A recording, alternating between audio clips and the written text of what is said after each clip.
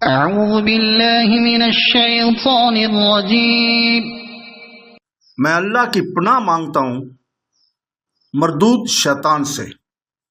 بسم اللہ الرحمن الرحیم، شروع اللہ کے نام سے جو بڑا مہربان نہایت رحم والا ہے۔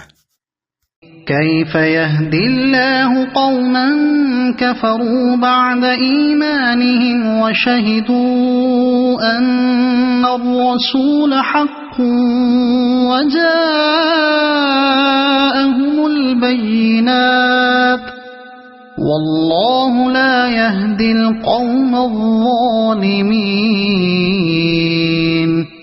اولئک جزاؤہم ان علیہم لعنۃ اللہ والملائکۃ والناس اجمعین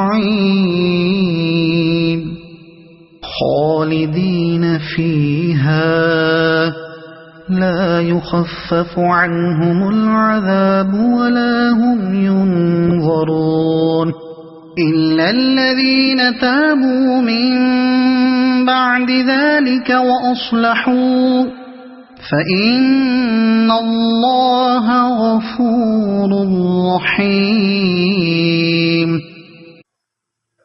اللہ تعالیٰ ان لوگوں کو کیسے ہدایت دے جو اپنے ایمان لانے اور رسول کی حقانیت کی گواہی دینے اور اپنے پاس روشن دلیلیں آ جانے کے بعد کافر ہو جائیں۔ اللہ تعالیٰ ایسے بے انصاف لوگوں کو راہ راست پر نہیں لاتا۔ ان کی تو یہی سزا ہے کہ ان پر اللہ تعالیٰ کی اور فرشتوں کی اور تمام لوگوں کی لعنت ہو، جس میں یہ ہمیشہ پڑے رہیں۔ نہ تو ان سے عذاب ہلکا کیا جائے، نہ انہیں مہلت دی جائے، مگر جو لوگ اس کے بعد توبہ اور اصلاح کر لیں تو بے شک اللہ بخشنے والا ہے اور مہربان ہے۔ آیت نمبر 86 سے 99 تک اس میں بیان ہو رہا ہے۔ حضرت عبداللہ بن عباس رضی اللہ تعالیٰ فرماتے ہیں کہ ایک انسان مرتد ہو کر مشرکین میں جا ملا، پھر پچھتانے لگا اور اپنی قوم سے کلوایا کہ رسول پاک صلی اللہ علیہ وسلم سے دریافت کرو کہ کیا میری توبہ قبول ہو سکتی ہے۔